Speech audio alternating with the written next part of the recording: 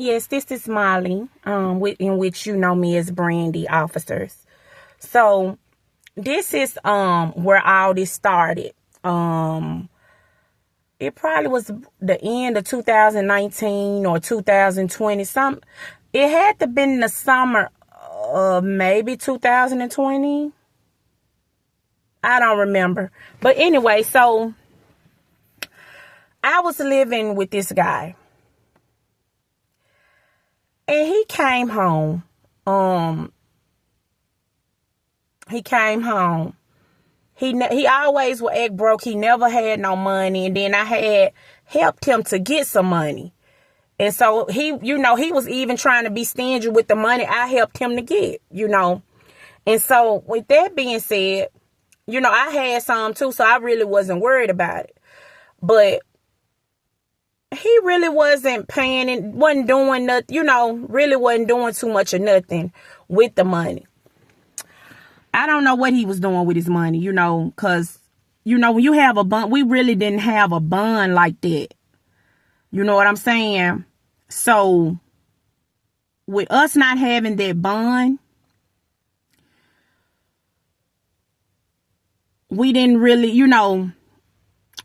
have that type of bond where we could communicate with each other, where we can talk about money, where we can, we didn't have that. Okay. So he brought home $600. At the time, I was dibbling and dabbling in drugs and alcohol, but I have changed my life around, and I'll get to all of this, we're going to talk about that moment. So at that time but I have cleaned my life up, and I've been trying to break free from him forever. And his family members, they all in it, won't move on. And I have no idea why they so worried about me, but here we are. So, we just got to roll with the punches and do what you got to do to make things happen, And so he come home one night with $600. He like, hey, let's go to the hotel we first started at, and all this, then, and other, which was in a part of Mississippi. So I'm sitting there. I'm like, oh, okay. I ain't thinking nothing of it. I'm like, okay, cool. So I leave my oldest daughter there with the kids, and we leave in my truck.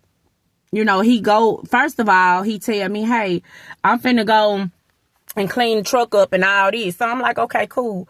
But every time I let him use my truck, he would do something. I don't know what's wrong with this man. So he bring my truck back, and my the whole side of the door fall off.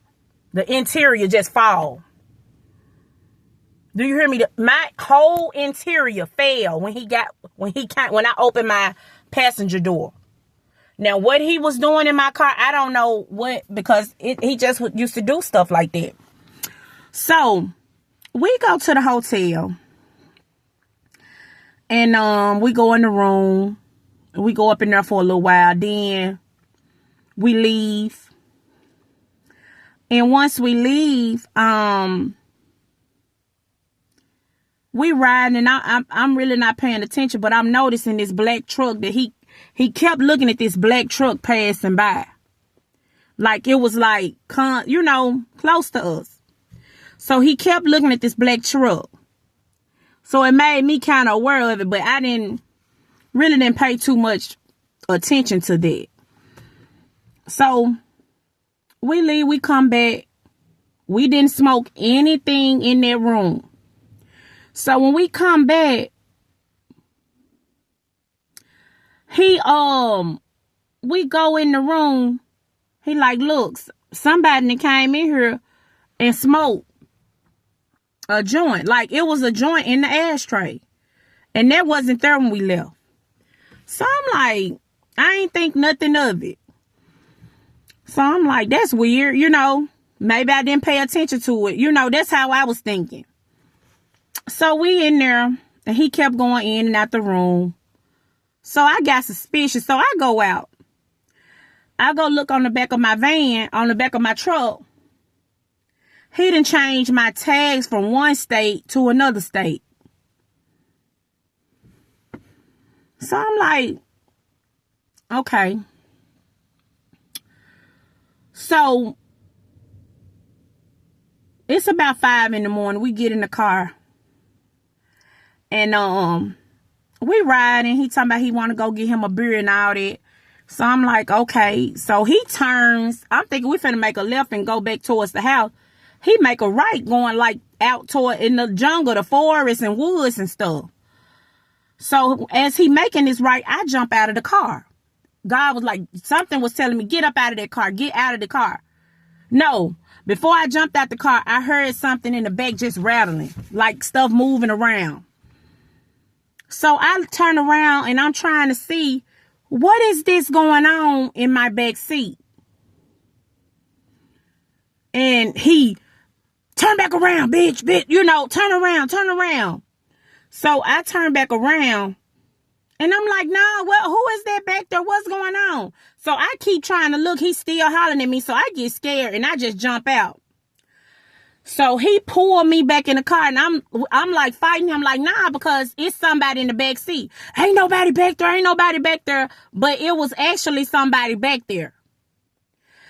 So I get back in the car.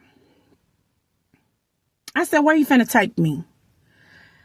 He was like, we finna go out to one of his family members' house. I said, now, you know, I don't even really get down with that person like that, because the person had already crossed me in a way that I was done with them anyway. And at the time, he didn't realize that I had cut that person off.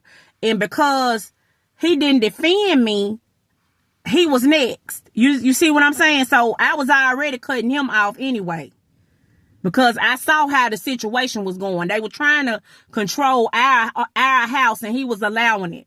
And he was a whole man. So I was like, no. So I told him, you know, so he really didn't know I was already cutting him off anyway, because I don't come between people and their family. So he like, we going over this person's house. So I look at him like, you know, like, what? So against my will, you gonna put me in the car to go over somebody's house where I told you I wasn't gonna really fool with them like that again? So that really made me mad. So I ain't say nothing else. He's still driving. And we get to this stop sign. I'm like, hold on. I said, I thought you was going to get a beer. He had this look in his eyes like he was finna do something. So what I did was I opened the door and I rolled out the car because he had sped up. So I rolled on out the car while he going, you know, he done started speeding up. So I hurt my leg. So he go down. I knew he was finna come back. So I ran and I got it in the salvage yard and I got in a car. And once I got in the car, I was hiding in that car. So this man, he parked right behind the car. And I think he knew I was in there. So he came up there and I was like, look, I know I'm not supposed to be over here, but I had to go because I think my boyfriend was trying to kill me. You know what I'm saying? So he started getting all irate, like, you ain't supposed to be over here. You ain't supposed to be doing it. I said, I understand that. I said, but I was scared and I didn't know what to do. I was just hiding here until I could, you know, call for help. And so he ended up calling the police out there, and I explained to the police what was going on. And so the police gave me a ride, and I called my cousin, and she came and picked me up from Captain D's out there. So I'm just sitting there waiting on her at Captain D's to come and pick me up. So when I leave, I'm telling her about it, but, you know, I ain't really just explained to her what was going on. So I leave. I don't even know how I got my vehicle back. But after that, I was like, yeah, I'm done with him. I'm 100. I said, I prayed to God. God told me, you better leave that thing alone. Because if you keep messing with him, he gonna kill you. And on that day, I was done with him. And I don't think he understood it. So what happened was some kind of way I got my vehicle back. I didn't get the vehicle, but I got it back. So I was done. So I went home and me and the kids, we was at home. This is another night. I got they little friends and I'm up in there cooking rotel and hot wings. Everybody know I'm the rotel and hot wing queen. I love rotel and hot wings. So they having a little sleepover. I'm cooking this rotel and hot wings. And I'm listening to gospel music. Then I'm sitting on the couch. And all of a sudden I see somebody pull up in my yard. And I'm a loner. So I really don't be having company, especially like at night. You know what I'm saying? I really don't have company coming over, especially at night.